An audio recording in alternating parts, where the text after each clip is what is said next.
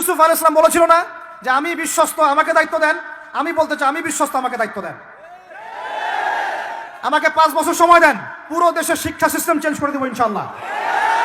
Play group থেকে play group থেকে নিয়ে মাস্টার্স পর্যন্ত এমন শিক্ষানীতি প্রণয়ন করা সম্ভব যে আমাদের বাচ্চারা একদম প্লে থেকে মাস্টার্স পর্যন্ত বাংলা, ইংরেজি, অঙ্ক এবং জেনারেল সাবজেক্টগুলোর সাথে কোরআন হাদিসের একটা অপূর্ব সমন্বয়ে পড়াশোনা করবে ইনশাআল্লাহ। একা করে দিতে পারবো ইনশাআল্লাহ তাআলা। আমাকে এরকম 100 জন শিক্ষাবিদ দেন, 100 জন আলেম ওলামা দেন, একটা প্যানেল করে দেন, পুরো দেশের শিক্ষা চেঞ্জ করে দেওয়া যাবে ইনশাআল্লাহ। জাস্ট আমাকে একটা সমৃদ্ধ লাইব্রেরি দেন, বসার জায়গা দেন, কাজ করার জায়গা দেন, স্বাধীনতা দেন, ইনশাআল্লাহ আমি করে দেই। তারপরে আপনারা চেক করেন, যদি মনে হয় হ্যাঁ দেওয়া যায় তাহলে দেন, না হলে আমারটা ছুঁড়ে ফেলে দিন ইনশাআল্লাহ। সে মাশাআল্লাহ ডক্টর হয়েছে, হওয়ার পরে এখন সে দেখছি কসাই হয়ে গেল। তাহলে কোন শিক্ষাটার ঘাটতি হলো? নীতির, নৈতিকতার, ইসলামের ওই বুঝটা নাই, পরকালীন কনসেপ্ট নাই। একজন ইঞ্জিনিয়ার মাশাআল্লাহ, আপনি theta, sine theta, cos theta সব তো বুঝেন মাশাআল্লাহ। আপনি একজন আর্কিমিডিস থেকে শুরু করে পিথাগোরাস সব করে ফেললেন, কিন্তু ইঞ্জিনিয়ার হয়েও তো আপনি চোর হলেন। তাহলে কোন শিক্ষার অভাব হলো বলেন? একটা মেয়েকে আপনি দেখছেন মাশাআল্লাহ এগিয়ে যাচ্ছে, বাপরে বাপ, ফেমিনিস্ট রেভলিউশন। আদতে ওর গায়ে এখন একটা গেঞ্জি, ওর গায়ে পায়ে একটা জিন্সের প্যান্ট, বাহিরের চলাফেরা দেখে তার অঙ্গ প্রত্যঙ্গ সব স্পষ্ট দেখা যাচ্ছে, সে স্পষ্ট বেপরদায় চলছে। একটা ছেলেকে আপনি দেখছেন বাহির থেকে পড়ে আসলো, এসে এখানে ট্রান্সজেন্ডার হয়ে গেল, লিঙ্গ পরিবর্তন করতেছে।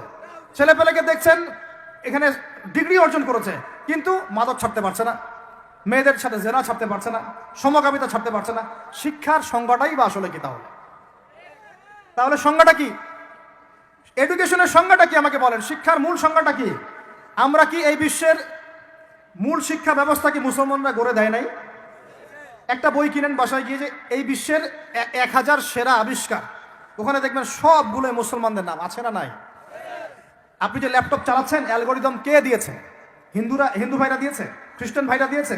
আমি বোঝানোর জন্য ভাই বলছি, বৌদ্ধ ভাইরা দিয়েছে, ইহুদিরা দিয়েছে, এরা দেয় না। কারা দিয়েছে? মুসলিমরা দিয়েছে। আপনি যে মেডিকেল সায়েন্সের কথা বলছেন, মূল জিনিসটা কে দিয়েছে? মুসলিমরা দিয়েছে। রক্ত সংবহন যন্ত্র কারা আবিষ্কার করেছে? মুসলিমরা। আপনি জাবর ইবনে হাইয়ানকে ছাড়া আপনি কেমিস্ট্রি পড়াতে পারবেন না। ইবনে রুশদ, ইবনে সিনাকে ছাড়া আপনি মেডিকেল সায়েন্স আগাতে পারবেন না। আপনি ইবনে রুশদ ছাড়া এই যে আমরা পাটিগণিত, বীজগণিত, জ্যামিতি, ত্রিকোণমিতি, পরিমিতি করে আপনি করতে পারবেন না। আমরা তো জেনারেল লাইন পড়েছি, আমাদের সাথে বসেন, এগুলো হয়তো সবাই আপনাকে বোঝাতে পারবে না। জ্যোতির্বিদ্যায় যাচ্ছেন, আপনি অ্যাস্ট্রোনমিতে যাচ্ছেন, অনেক কিছু করছেন, আপনি মুসলিমদেরকে ছাড়া এক পা আগাতে পারবেন না।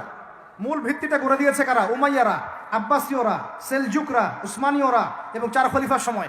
এই সময়ে এই শিক্ষার মূল ভিত্তিটা দাঁড়িয়েছে। এই যে আমরা যে নাহু সরফের কিতাবগুলো পড়ি, আমাকে বলেন তো, নাহু সরফের কিতাব রাসূলের যুগে ছিল? বলেন, ছিল না। কোন খলিফার সময় থেকে এগুলো সারা বিশ্বে ছড়িয়ে গেল? নাম জানেন? আলী ইবনে আবি তালেব। কি নাম? আলী ইবনে আবি তালেব। আরবি ব্যাকরণের পুরো ভিত্তি দিয়ে দিয়েছেন তিনি, লুকা দিয়ে দিয়েছেন, কায়দাগুলো দিয়ে দিয়েছেন। এখন সারা বিশ্বের মানুষ আরবি পড়ছে, আরবি বুঝতে পারছে, ব্যাকরণ বুঝতে পারছে, কোরআন নিয়ে গবেষণা করতে পারছে। প্রত্যেকটা সেক্টর, ধর্মীয় অঙ্গন বলেন, অর্থনীতি বলেন, জ্যোতির্বিদ্যা বলেন, কেমিস্ট্রি, ফিজিক্স যাই বলেন, মুসলমানদের কাছে আগাতে পারবেন না। তাহলে আমরা যে যুগে ছিলাম সেখানে কি ফিরে আসা যাবে না? সম্ভব না। তাহলে প্রয়োজন কিসের? প্রয়োজনটা হচ্ছে, আমি জেনারেল শিক্ষার বিরোধী নই, কোশ্চিনকালেও নয়। জেনারেল শিক্ষা থাকবে, ইংরেজির প্রয়োজন আছে, বাংলা অবশ্যই প্রয়োজন আছে, মুক্তিযুদ্ধ সংস্কৃতি আমরা জানবো, শিখবো, চেতনা ধারণ করব, সব ঠিক আছে। আমরা সমাজবিজ্ঞান পড়ব, দর্শন পড়ব, সায়েন্স পড়ব, আর্টস পড়ব, কমার্স পড়ব, সব ঠিক আছে ভাই। মেডিকেল সায়েন্স পড়েন, ইঞ্জিনিয়ারিং পড়েন, কিন্তু কোরআন বাদ দিয়ে নয়, হাদিস বাদ দিয়ে নয়, আকীদা বাদ দিয়ে নয়, সিরাত বাদ দিয়ে নয়, ফিকহ বাদ দিয়ে নয়। রাজি আছেন ইনশাআল্লাহ? এখন আমাকে বলেন, এর উপায় কি? এর আসল উপায় কি? এখন এটা কি আপনি চাইলেই প্রতিষ্ঠা করতে পারবেন? আমার ক্ষুদ্র জ্ঞানে আমার কাছে 3টা উপায় মনে হয়। কয়টা উপায় ভাই? এক নম্বরটাই সবচেয়ে সেরা উপায় এবং সবচেয়ে কঠিন উপায় এবং একই সাথে সবচেয়ে ইফেক্টিভ উপায়। সেটা হলো, জাস্ট যদি আমাদের ঊর্ধ্বতন কর্তৃপক্ষ, আমাদের শিক্ষা মন্ত্রণালয়, আমাদের গভর্নমেন্ট, আমাদের প্রশাসন, আমাদের সরকার, তারা যদি একটা টেবিলে বসে ওলামায়ে কেরামদেরকে নিয়ে বসে, প্রতিভাবান ইয়াংদেরকে নিয়েও বসে, শিক্ষা নিয়ে যাদের অবদান আছে তাদেরকে নিয়ে বসে যদি একটা শিক্ষানীতি প্রণয়ন করে, যে না, আমাদের দেশটা মুসলিম কান্ট্রি, বেশিরভাগ মানুষই মুসলমান, মুসলমান জনগণ, মুসলমান যুবক, মুসলমান যুবতী, মুসলমান শিশু কিশোর বেশিরভাগই মুসলিম, অ্যাজ এ ডেমোক্রেটিক সিস্টেম এখানে বেশিরভাগই মুসলিম, তাহলে তাদের স্বার্থ বিবেচনা করে আমরা একটা শিক্ষানীতি প্রণয়ন করি না কেন?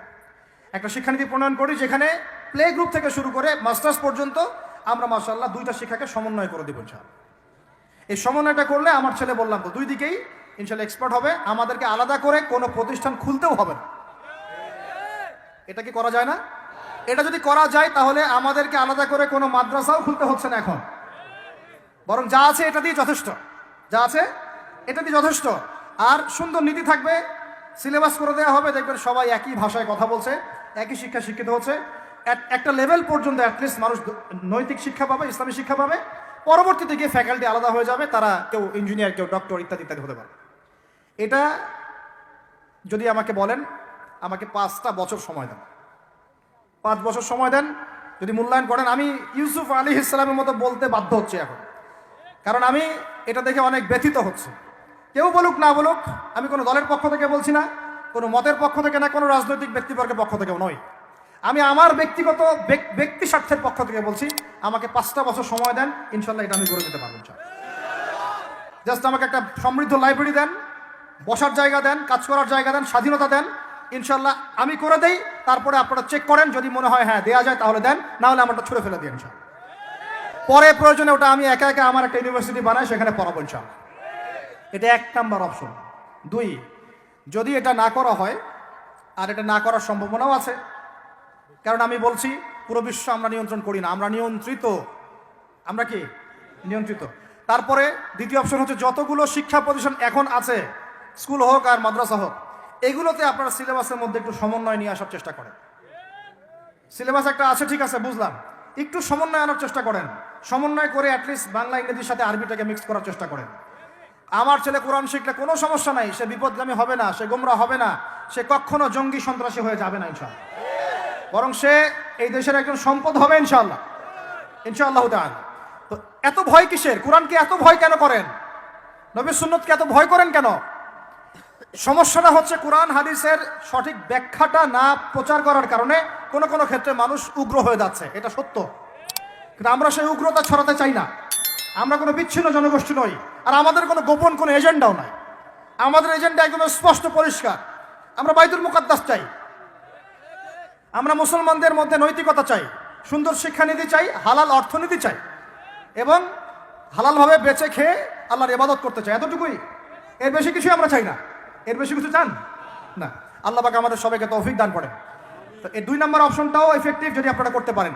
আর 3, 2 নাম্বারও যদি কাজ না হয়, তাহলে 3 নাম্বার একটা অপশন খোলা থাকে, যে নতুন করে কিছু প্রতিষ্ঠান গড়ে তোলেন এবং সেই প্রতিষ্ঠানগুলোতে আপনি আপনার মতো করে সুন্দর সিলেবাস মেনটেন করে আপনার বাচ্চাদেরকে পড়ানোর চেষ্টা করেন, যেখানে বাংলা ইংরেজি অঙ্ক এগুলোও থাকবে, জেনারেল শিক্ষাও থাকবে এবং ইসলামিক শিক্ষাও থাকবে।